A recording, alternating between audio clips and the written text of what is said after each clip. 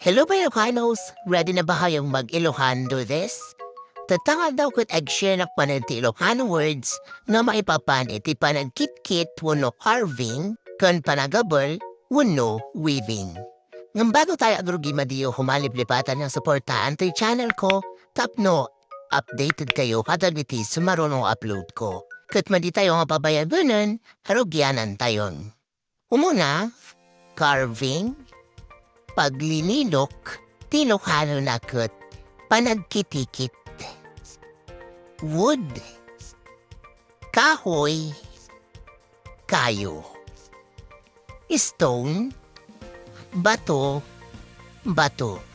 Carving knife, lansetang pang-ukit or panlilok, ti Ilocano na kat pagkitikit na lanseta. To make carvings on wood, stone, etc., sa Tagalog ay mag-ukit or umukit, ti Ilocano kat agkitikit. Carving, noun, larawang or estatwang inukit or lilok.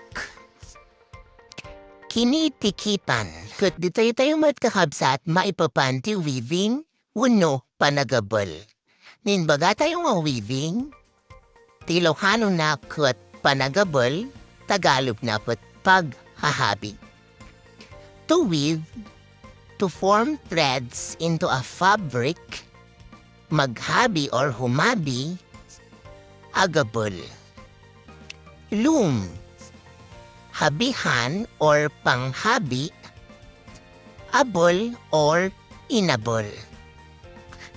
Nimbaga tayo mga thread, sinulid or panahi, sa Ilocano ay sinulid. And lastly, a coarse weave, magaspang na habi, nagaspang na abol. Katatakakabsat, gamitin tayo iti sao nga weaving, iti sentence. Example, Rosa is weaving a beautiful towel.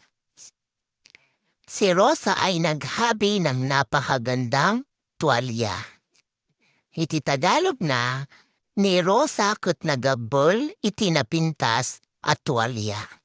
Alright, kakabsat, hanggang dito'y latan kat agyamanak tiin kayo panagbuya. Bye! See you on my next vlog.